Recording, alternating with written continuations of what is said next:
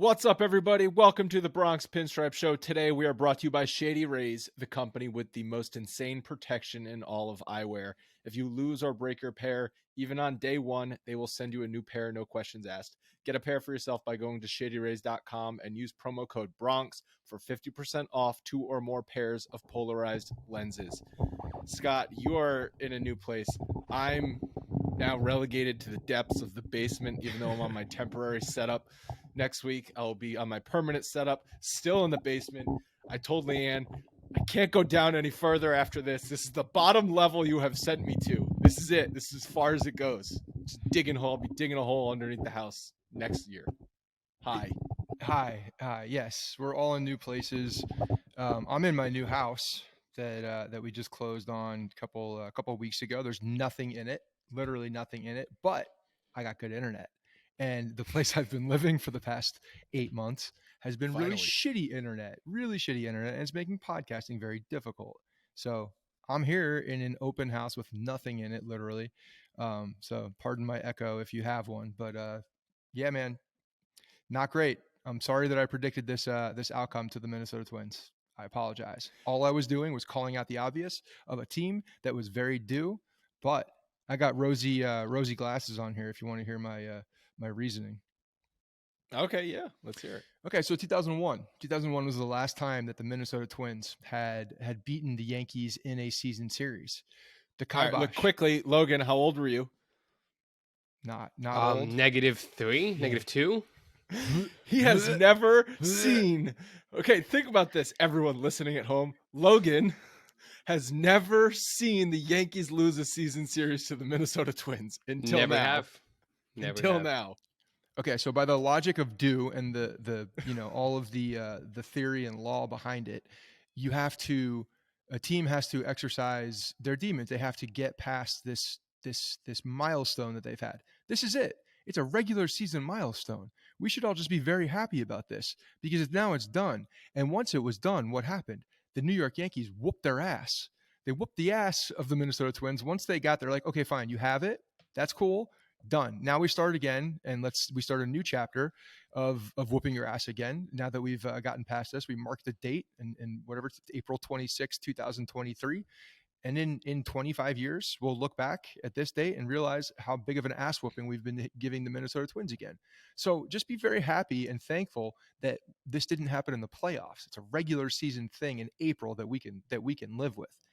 I will say it stung. It was a good one. It was a good one on their end when Sonny Gray and Joey Gallo came marching in and whooped our ass. Credit to them. They did it with some style. They did it with some extra salt in the wounds. Yeah. That one stung the nostrils, and I didn't know how to react. I didn't know how to react because I'm looking at Sonny Gray doing all the things I wanted him to do in pinstripes. I'm looking at Joey Gallo do all the things I wanted him to do, even play first base for God's sakes. Could have had a first baseman that was a big lefty, and you see them doing it in Minnesota while whooping the Yankees' ass. And so anyway, point is, it's over. So that's it. You're welcome. I did it in the regular season because it doesn't matter. The Yankees are all about the postseason. Regular season doesn't matter. So you're saying if the Yankees meet the Twins in the postseason this year, yeah, the reckoning has already happened. The reckoning has happened. The demons have already been exercised. The market got corrected. It does not matter. Yeah. Okay. Yeah. We'll see. That's it. Good. That's all that happened. Today's a great day. I will say. You know why? The Yankees whooped the ass. Okay, that was great. Got some timely hitting early on the game. Loved that. But Aaron Rodgers is now the new quarterback of the New York Jets. Can we all talk about this for a minute? I mean, he's literally he walked in the building. He did a slow motion of him walking in the building. He has a haircut. He looks like old Aaron Rodgers, but young Aaron Rodgers. He looks like the MVP guy who wants to win a Super Bowl. Aaron Rodgers said all the right things. I have never heard a confident player wearing a Jets shirt like that in my life. Like this guy acting like he's been there before, acting like, yes, of course, we're going after a Super Bowl. I've never heard the level of confidence that I heard today from someone who was on this team that wasn't full of shit. You know what I mean? Like, or wasn't a false sense of confidence. I believed it. So yeah, it's a good day. Mistake. It's a good day. Your first mistake is believing Aaron Rodgers isn't going to be a dingleberry at the end of the day because he is a dingleberry. No, look at him. He's going to move to New Jersey. He's got the haircut. He's wearing a collared shirt. He showed up on time. He's going to practice tomorrow when most of the league's not practicing tomorrow. He's there. He's bought in. All the right This things. is He's doing dangerous. all the right things. This is dangerous. You're a Jets fan acting like a Yankees fan because you're also a Yankees fan. And that's bad news for being a Jets fan. I don't know what the hell you just said, but no, it's not. This is the first time I have actually seen someone in that franchise that has had the level of confidence as this guy who has a good track record. So I don't know. Well, It feels you're in a different. good mood Maybe it because never of is. Maybe it never is, but it feels different. You're in a good mood because of Aaron Rodgers and also the fact that the Twins have fully exercised their demons, and maybe today Yankees scored 12 runs was a much needed wake up call for this offense, which has been really painful. It's weird when you look up and down the lineup and you're just like, these players aren't very good. So you can only get so angry and you can only really have so much realistic hope in some of these names hitting because you just know they're not good. That's the problem. The players in the lineup are not good. That's the reason why the Yankees offense is struggling so much. Could Aaron Judge be playing better? Yeah. Could Gleyber Torres be playing better? Yeah. DJ LeMahieu has been playing well. Rizzo, for the most part, has been hitting well. Volpe over his last 15 games has been hitting well. The rest of the players in that lineup, though, aren't just struggling. They're not good. So, like to your point last episode, how does it get better? Until they get bodies back, until guys who should be good start hitting, how does it get better? Because we have the numbers here, and my God, is it bad? 27th in team batting average, 21st in WRC plus. They're now ranking lower in WRC plus than Oakland. 19th in Fangraph's offensive stat, which is just sort of a combination of position players' total context neutral value at the plate and on the bases. 20th in team WAR. And then for the outfield specifically, I was looking up these numbers today because outfield was a problem in the offseason. We discussed it. How did the Yankees get a left fielder? We knew left field was going to be a problem. They didn't sign Benintendi. Stanton was always an injury risk. There was no clear starting left fielder. And then when Bader goes down in spring, outfield is even more of an issue. And the depth pieces that they have in the outfield. Oswaldo Cabrera has a 47 OPS plus this season. Franchi Cordero, he was really fun for 5 days, has a 66 OPS plus. Aaron Hicks has a -2 OPS plus. -2 for Aaron Hicks. Willie Calhoun, 37 OPS plus. IKF, 21 OPS plus. The Yankees outfield ranks 27th in Major League Baseball for OPS plus. The Yankees left field ranks 29th in Major League Baseball, and center field ranks 25th in Major League Baseball. Their offense, their entire outfield has been terrible. Yeah, I mean, this is what we talked about. You're right. The team needs to, the people that are on this team need to be better. That's it. There is no cavalry coming besides Harrison Bader. And possibly Jason Dominguez at some point during the season. It's somewhat and a midseason acquisition. But yes, there's when you look at the guys who are on the injured list, it's Harrison Bader who can help offensively, and anybody else coming back's a pitcher. Really, that's going to have any relative impact. You can't even say that when Josh Donaldson's back that there's going to be an improvement there because you just can't say that. You don't know. Is he better than Gleyber playing second and Donald or LeMahieu playing third? Is he better than IKF playing third? Who knows? Like it's such an unknown that you can't really say that with a lot of confidence. So you're right, but at the same time, like this team can play better. They're better than they're playing right now. The talent on the team still is there. It exists. They have good talent. Yeah, they're top heavy. The bottom third of the lineup not doing well, but the injection of Harrison Bader does, I think, help out the construction of the lineup a little bit more too. It should, because you've got fewer of those bad depth outfield pieces playing.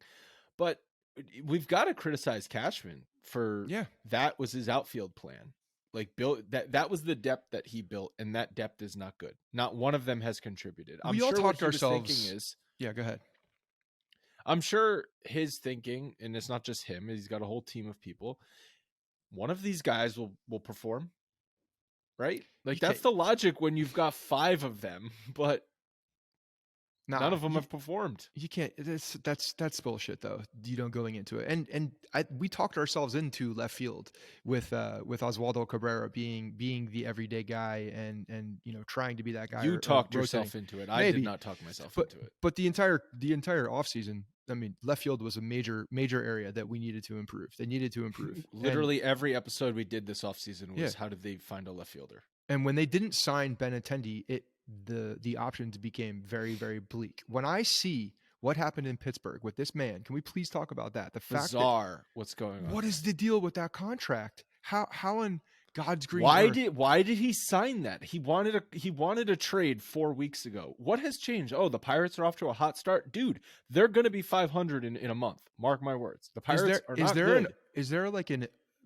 2-year out in that thing? Is there something? No opt-outs. It's got limited no trade protection to 6 teams, 8 years, $106.75 million, which is about $13 million AAV. Yes, it's the largest contract in Pittsburgh franchise history, but $13 million AAV for Brian Reynolds is a friggin' steal. Yeah, Brian Reynolds, exactly. For I don't think we said his name, who we're talking about. That's crazy. That's a crazy contract. The fact that he signed that contract is wild.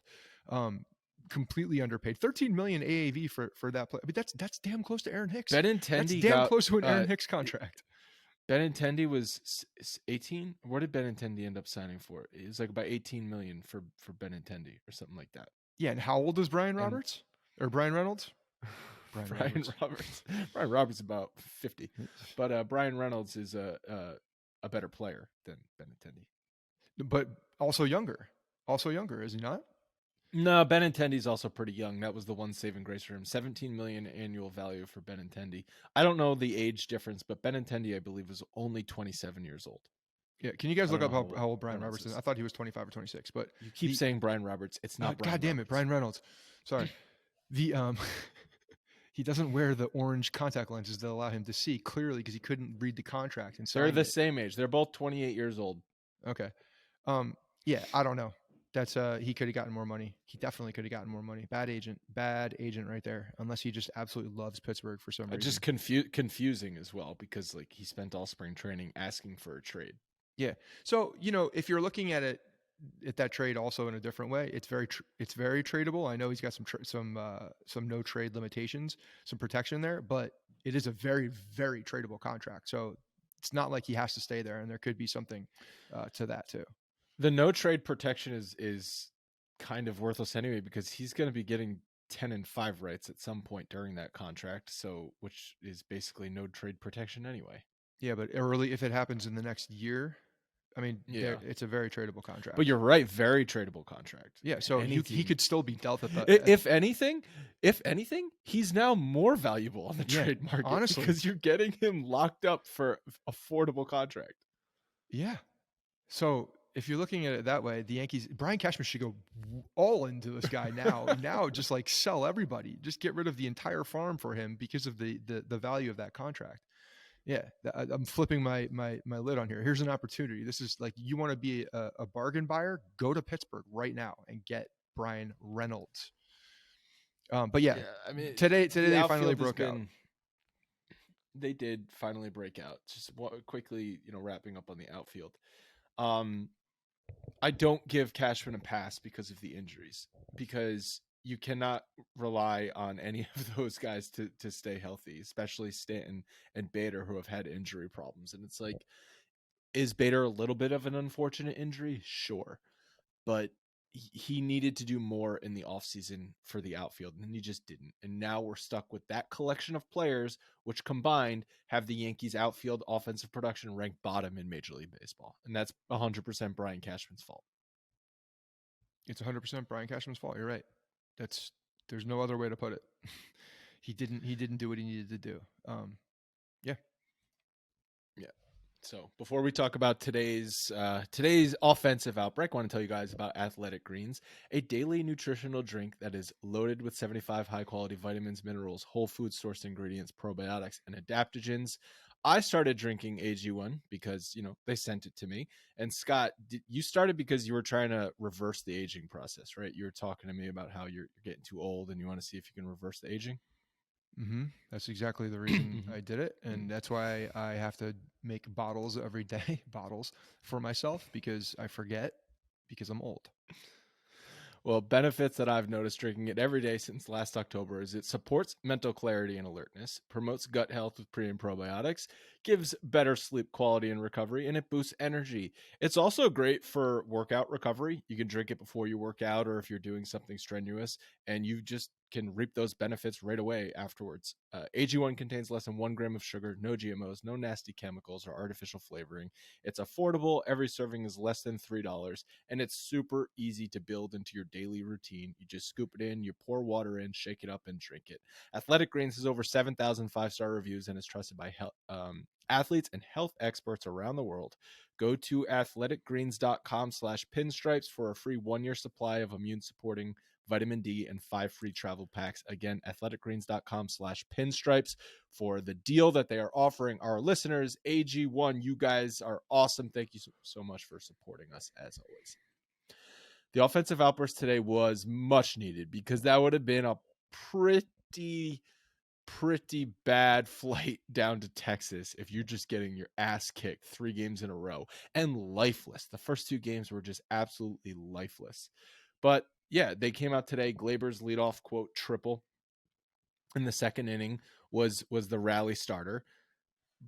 But it could have gone wrong because he's probably thrown out at second base if that's a good throw. Like, dude, what are you doing, Glaber? It worked out for you, but that was an aggressive base running play. It worked out, and then frankly, when you score runs like this, I'm not looking at the what could have been if you didn't do a particular thing. The point is they started this rally, and then bring the top of the lineup up, and Volpe's been hitting. This series he's been hitting the last couple of days. We got some numbers. Looked 14 really games. good. 292 average, 424 on base, 458 slugging. That's an 882 OPS over the last 14 games. 882 OPS. That is pretty nice. Yeah, so I love seeing this kid improve as he's been doing. I mean, he really has since he started off slow. The at-bats are very good. He's still striking out a little bit, but the rifling singles over the shortstop's head, just boom, boom, boom. It looked like me in slow pitch softball. I loved it. And then today he had that big double with guys on. So it's huge, man. Like, it's been a rough week deal for him too defensively. 3 Yes. games in a row with an error. Yes. Sunday, Monday, Tuesday errors and bad plays too. There was we looked up the quote before we started recording. Just said the ball took a bad hop on him, but no excuses. He's got to make it. He had the throwing error. So those are plays that he had been making up until that point in the season. And boom, all of a sudden those sorts of things are happening. And then my brain is like, I hope this is not going to impact his confidence. Like, nothing has showed me to this point he would let it affect his confidence, but we've never seen it. So I just wanted to see it. And so far, it's 1 game, he's rebounded, but something to keep an eye on. Yeah, I mean, and the confidence too. You could get demoralized when you're hitting under 200 for the first month of the season as well. Like, that's a big hurdle for your psyche to overcome as you're getting into the biggest opportunity of your life. The ball yesterday, that ground ball, was definitely spinning weird and did take a hop. He's probably got to field that ball, but I was listening to Boone after the game too, and they were all calling it do or die. I don't know if it was that far. I think they were protecting him a little bit, but it's a play that what do they mean do or make. die? Like, you've got to anticipate the hop, and no, meaning he was coming in with one hand running at it, and I forget who was running, but he had speed. So it was basically he's gonna have to go all after it. You couldn't set your feet, get behind it, field the ball, throw the ball. He had to pretty much do it on the run, and because if he fielded the ball cleanly, he was going to have to make a throw on the run. It wasn't an easy play, but probably one that he should make. So they're talking about the Tuesday game, right? That's the one we were talking about. Today's Wednesday. Yesterday's Tuesday. Correct. Yeah. So that would have been the first out of the inning, and two runs ended up scoring. Yes. in that inning. Yeah. Mm-hmm. Yeah. It was a costly error. There's no doubt, and a play that, again, you talked to him, and he said the same thing he did last time. He should make the play. And he probably should make the play. He should make the play. It's a tough play, but you make the play. And then yeah, it came back to hurt them. I think Nestor had a really good quote afterwards too. It's just, they were kind of pressing him to see if he got demoralized after an error like that. He's not Nobody's taking taking the that bait. No. But yeah, it was not a great time for that error. No. And if there's anyone that's definitely not going to let something like that get to them, it's Nestor Cortez. Yeah, Nestor's happy to be there. Are you kidding me? He's fired up to be in a Yankee uniform. So what level of pants shitting did you have today when Judge was holding his hand after face planting into the mud?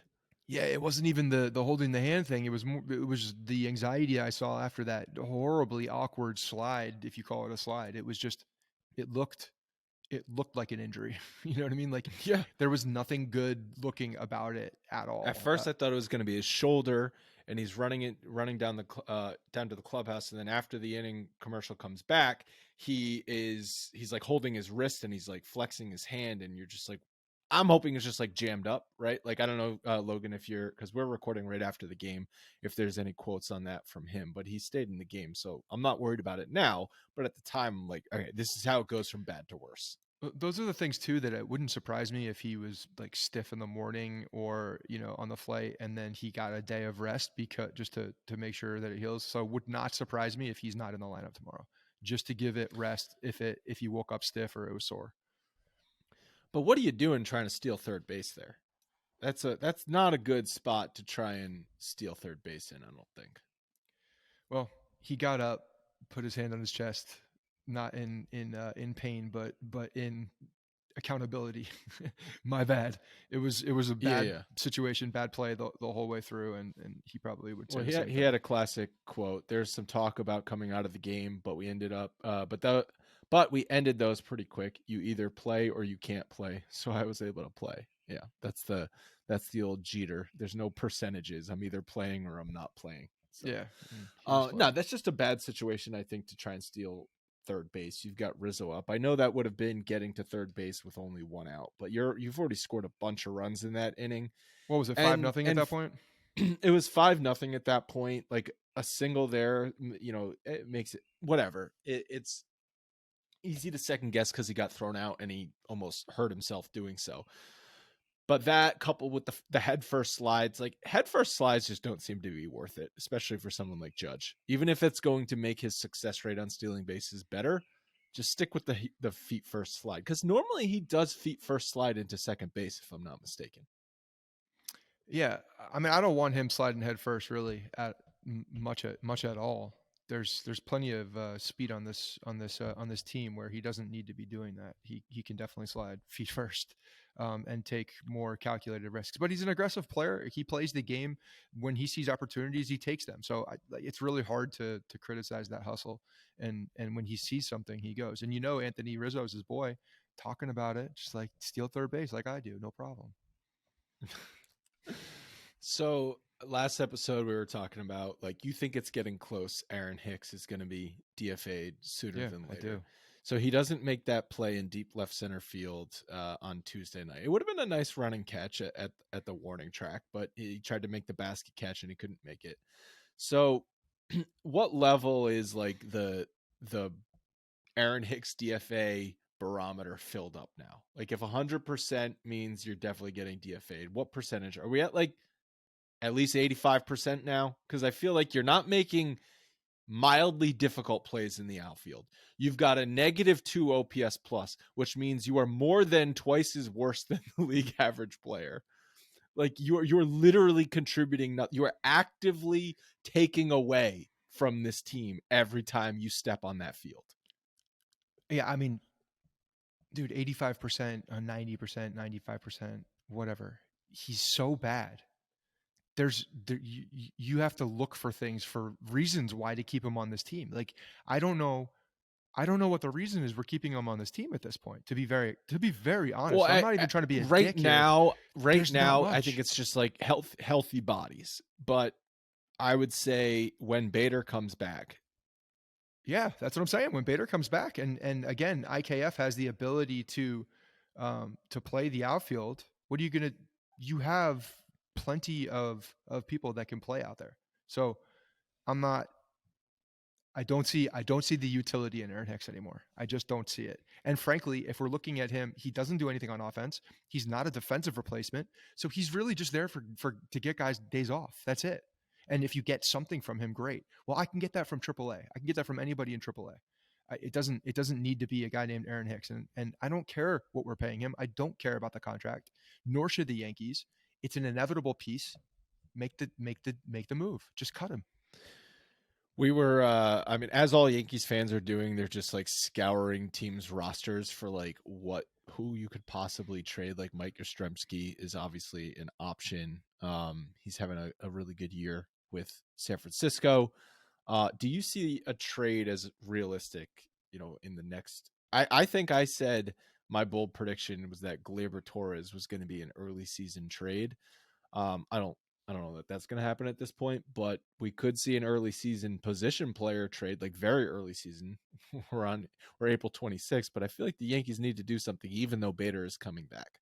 Yeah, I think they're going to to keep trotting out Franchi Cordero, Willie Calhoun, like IKF. I understand in theory the value, but he's not producing. It's like you need hell of a bunt today. What are you talking about? that, the guy does everything. That bunt brought his OPS plus up to 7. 2 bunts, 2 beautiful bunts from Oswaldo and from Kiner. Some do you think they need to do something on the trade? Do you think they need to be active sooner on the trade market in the outfield? Because we said, if let's see how Oswaldo Cabrera does. Let's see how things materialize, and then you attack it at the trade deadline. Trade deadline feels like a hell of a long time away right now for how bad this outfield is. The trade deadline's a hell of a long time away, but I think that they need to see what this looks like with Bader back. He's going to be back in a week, 2 weeks tops. He's in AAA. And especially if it just continues to be bad, we're not going to see the multitude of guys like Cordero and Calhoun and Hicks. Like something's got to give there. And frankly, I think Cordero and Willie Calhoun both bring more value than Aaron Hicks at this point. So I want to see with Bader back. If Bader is back, I think he does solidify that outfield more. But yeah, certainly wouldn't surprise me if Cashman is getting on earlier than usual. When was Encarnacion traded for? He was an earlier acquisition that year. So I mean, there's been a precedent of going after guys too, especially if you can get a deal and you're finding a GM that's looking to move a guy early. Yeah, Encarnacion was early. That was injury. That was also injury driven for the Yankees. It was June 15th. Can we look up what Chris Bryant's doing right now in Colorado? I'm curious. Because that trade I had proposed in the offseason of basically a salary dump for both teams. I mean, it's frankly still in play. It was Donaldson, right? It was Donaldson. It's frankly still in play. Yeah. Chris Bryant's having a good year. 114 OPS plus, 3 homers, 303 average, 823 OPS. Just hit his first home run at Coors Field as a member of the Rockies. Is he playing left field or third base? Let's see. Are you saying playing right field? Oh, right field. Okay. Are you saying it could be Hicks instead? It could be Hicks. It could be because at this point, look, Donaldson's on the roster, so the salary dump probably not that feasible. But Chris Bryant has 4 or 5 years left on that contract. Was it a 6-year deal? Yeah. I don't remember, but it was it gives you a guy that can play third base. I don't know if he's a long-term third base at this point in his career, but with Donaldson gone next year, that's a possibility. There's really nobody looming for third base on the New York Yankees right now. Moving forward, it's not like there's a top prospect that's about to come up and take that job. We'd be looking to the free agent market. So if Colorado is digging themselves deep into a hole, by June, why not? Why not take on some of that salary and bring over a quality player that will help your offense? I think it's a good move. Pair him back with Rizzo again, create a little 2016 magic. Not the worst thing in the world, not the craziest thing in the world either. Nah, it's just that something like that would surprise me versus, I guess someone who has been rumored to be, on the trade. But again, yeah, I don't know. Early season trades are so rare that they almost have to be weird because it's like you just catch lightning in a bottle with a team that's looking to get something done. Yeah, and I So at some point, someone in Colorado was going to come to their senses and realize that a long-term big contract like that for Chris Bryant does nothing but hinder the franchise, given where they are currently. So I think they know that. They'd do be they? stupid if they don't know that. Do they? They'll trade Chris Bryant. They'll trade Chris Bryant, and then they'll go out and sign the biggest free agent this winter. Because that's what the Rockies seem to do. Well, They salary dump, and then they immediately pivot in the other direction. this would be an opportunity, and yeah. So do I think that they'll go out there? Yes, I think Brian Cashman's going to look to be opportunistic, and go after. Would you trade Jason Dominguez for Brian Roberts straight up, or Brian Reynolds? I'm going to do that 1,000 times. Yes, right now, especially because of that contract, because you hope Jason Dominguez turns into the caliber of player that Brian Reynolds is today, and you have that locked up. So yes, that is something you trade for straight up. Do you think the Pittsburgh Pirates would do something like that? I think they would. I don't think I don't know what the Pittsburgh Pirates are doing. True. It is a little. Well, I mean, that's a great deal for them. So I don't know. They are doing it well if that's the case. They're doing it well. Do you but think they they would like have more team offered control. that contract? Do you think they were like in their war room in all the front office of Pittsburgh, and they're like, how low do you think we can offer that he would accept it? And then they came up with that $106 million contract, and they're like, he's no way he's going to take this, but let's just offer it anyway. I mean, I guess if that's how they did it and that's how they got to the table, good for them, because it's a good deal. They did a good job. They did a good job securing that guy. Did you catch on Monday night after Burrito was roughed up the shot of Cole going over some stuff with him on the iPad in the dugout? Thought that was a cool moment. I didn't see it live, but I saw it on social. So yeah, so he's done that in the past. Like, I mean, that is his MO. I know. He's I know. He's I'm not working with guys. Tyone, he would do it for like every start. Yeah, it was just I don't know. I mean, it's Johnny Burrito, right? It's like his last 3 starts, 7 2/3 innings, 12 hits, 11 runs, 7 walks, 364 batting average allowed.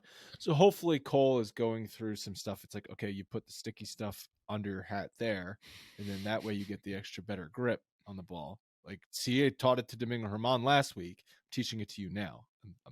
Don't get caught, though. Don't get that's caught. not what he was going. This is how you don't get caught, because Domingo Germán, that's another guy that has just, he is who he thought he is. He has a good start, and then 2 to 3 bad starts, and then good start for 5-6 innings, and then 2 to 3 bad starts. He's just he's that guy. He's that guy, and just is pushing me towards more that Clark Schmidt's going to get more and more opportunities because of his higher ceiling than Burrito or Domingo Germán. Domingo Germán is exactly that. He's a back of the rotation depth arm. He's a borderline 5-6 starter. Realistically, right now, obviously he's more than that for the Yankees. But if all is right, he's borderline in the rotation for the Yankees. Yeah, and that's what they need right now. Obviously, they need an arm because they're running out of them. All right. Well, it was like 85 degrees last week in New Jersey, and it's been cold as crap now. But summer's right around the corner. Kick off summer with new eyewear built to last. Our friends at Shady Rays have you covered with premium polarized shades that are just as good as any expensive pair you can buy. Their frames are extremely durable. So durable, in fact. I don't know. Did Kemp used to grab? You don't wear glasses. Does Bevan wear glasses? She does not. No. But so Harrison will just like grab my glasses if they're not on my face, like off the table, and run around the house with them. Yeah. And I'm just paranoid he's going to snap them in half. So he did this with he just snagged the Shady Rays, my pair of Shady Rays, off my desk, and he was running around the house with them. And I had this calm come over me because I'm like, if he snaps those in half, guess what? Just get some new ones. They're going to send me a brand new pair. It's just that simple. No questions asked, lost, broken, stolen. They're going to send you a new pair. Childproof. No questions asked. Childproof. They are childproof. That's it. The only thing I had to do is I had to just scrub his, the smudge marks off the lenses afterwards because, those were there. So Harrison didn't break them, but even if he did, I was going to get a new pair, which is just amazing. With Shady Rays, you can look good and feel good. To date, they have donated over 20 million meals to fight hunger with Feeding America. They're an awesome company that has been supporting us all baseball season, so please show them some love.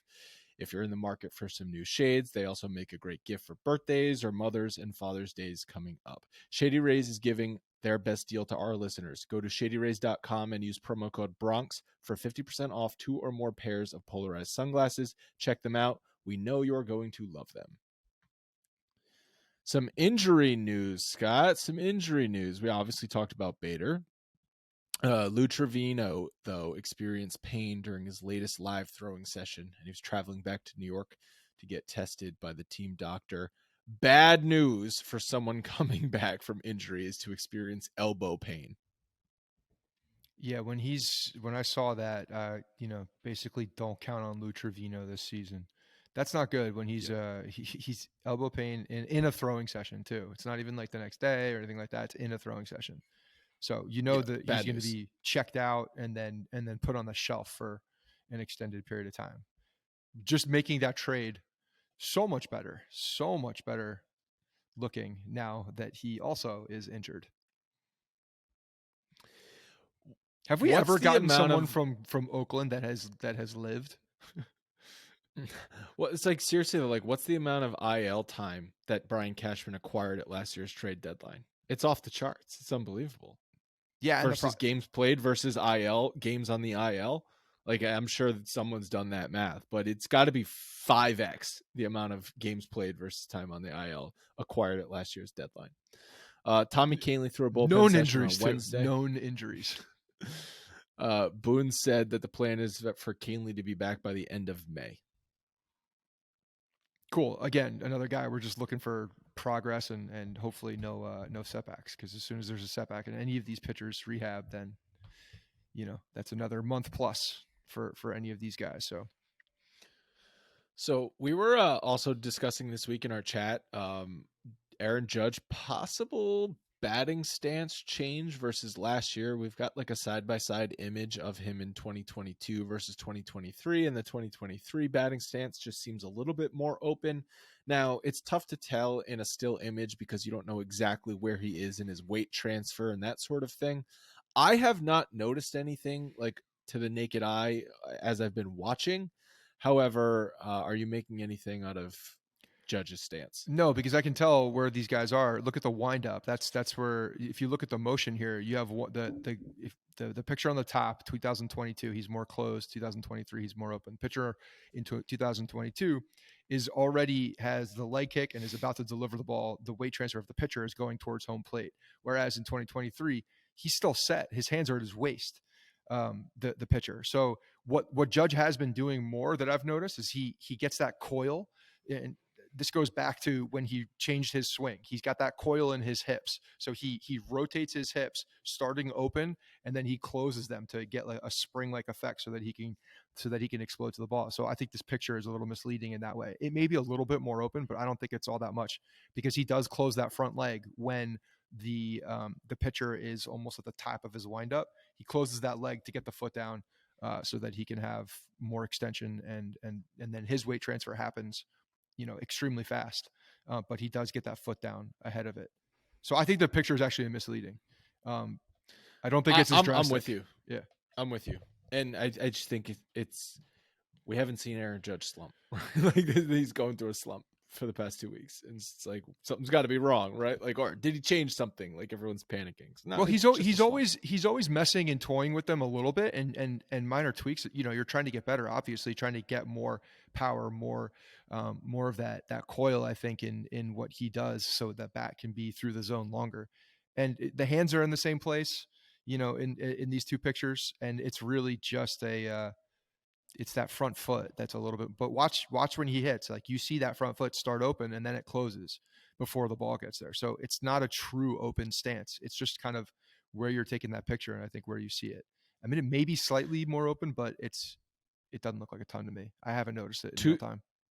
Tuesday night's game, Boone did a little lineup switcheroo. Yeah. Judge was hitting third and Rizzo was hitting second, but the today afternoon game, it was back to the normal Judge 2, Rizzo 3. You think it was just a one-off matchup? Yeah, I think he's just trying to shake it up. He's trying to shake it up. I mean, they went against a good pitcher yesterday, and they had the opportunity to get to him early, but couldn't really make him pay for for his sins, and I think he was just trying to shake it up. When you score 2 runs, you're maxing out at 2 runs for an extended period of time. You got to do something. But no, I don't think it's much. I don't think there's much to it. Because Rizzo's been the probably the hottest hitter all year. I mean, he's been the most consistent hitter all year. One thing I'm interested to see still, when Bader comes back, is if Volpe stays. I think he's staying. I think he's going to stay in that leadoff spot. I think they like him there. Oh yeah, I mean, he's hitting.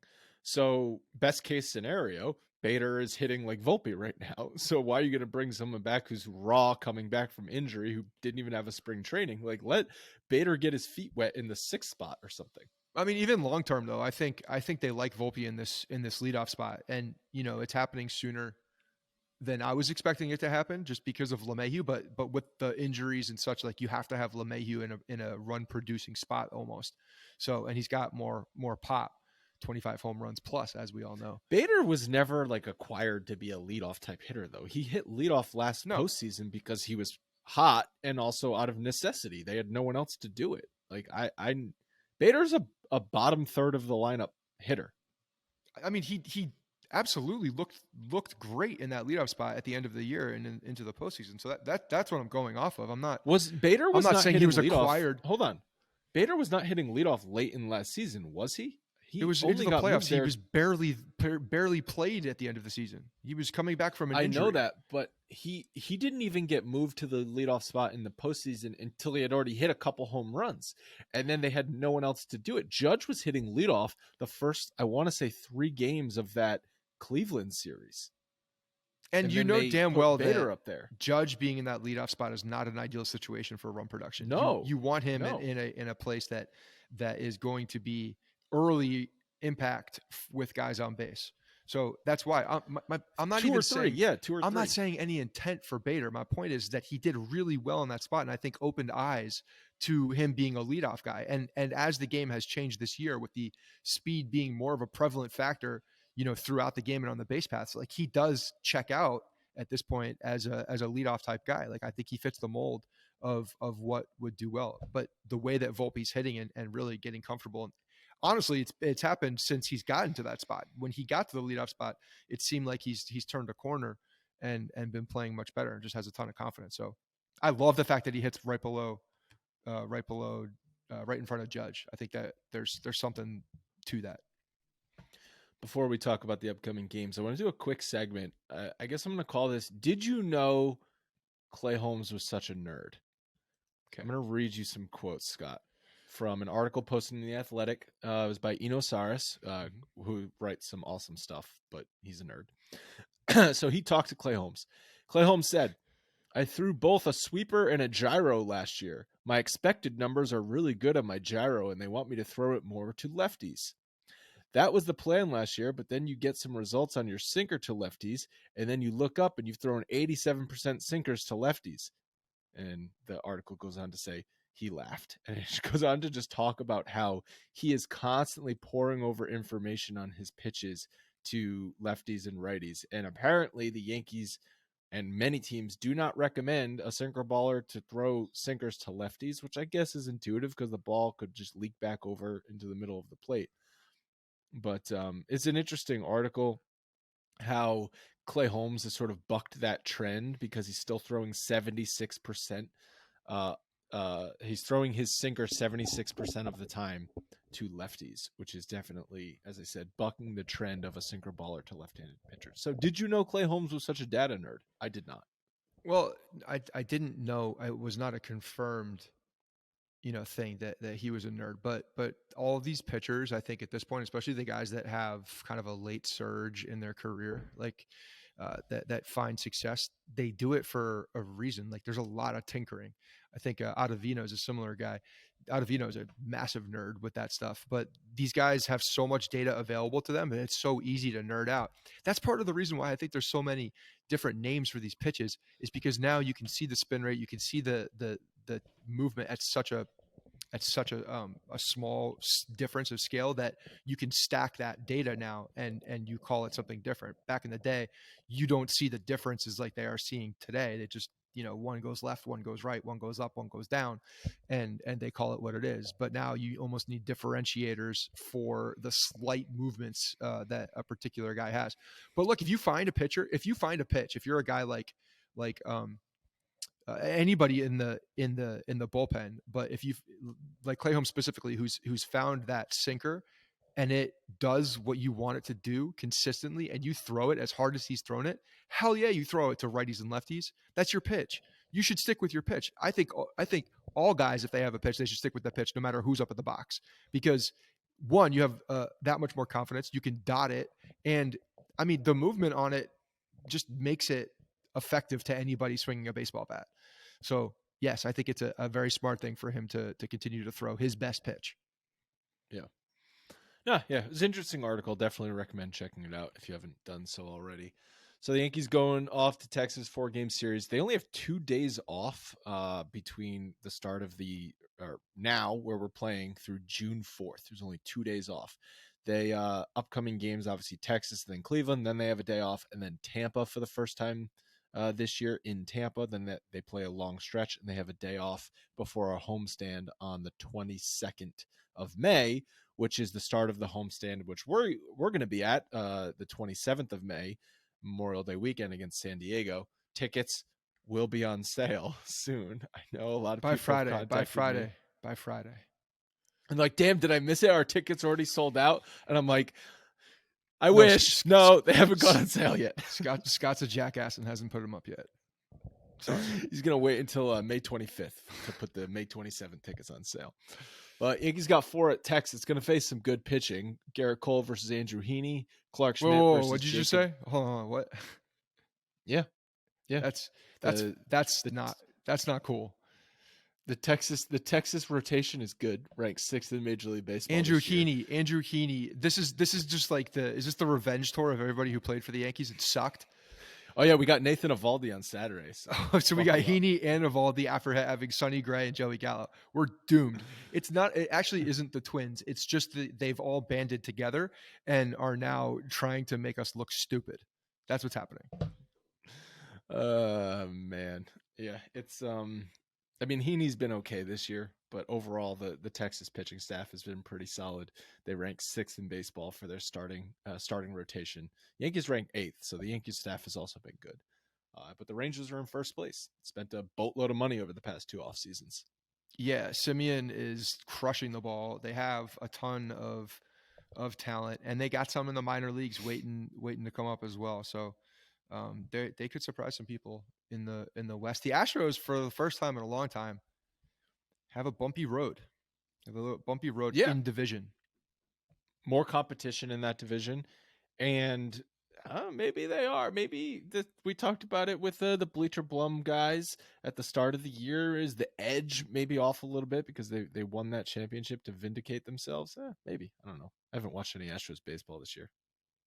If there's a rain out at any point, or I guess for the first game, possibility we see Cole and DeGrom.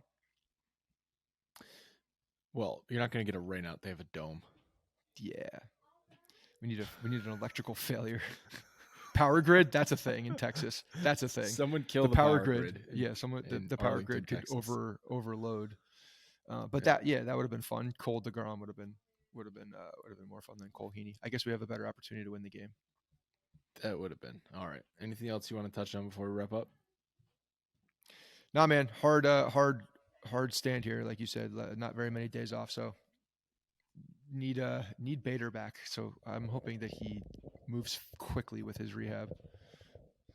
And you're listening to this on Thursday. By Friday, Scott said, tickets will be on sale. So go check out the website, and there may or may not be tickets there if it's Friday. And if there aren't, tweet at him and say, hey, it's Friday, according to my calendar. And you said tickets would be on sale Friday, but I don't see tickets. Okay, so tweet that if he doesn't have the tickets up. We'll talk to you guys soon. I love accountability.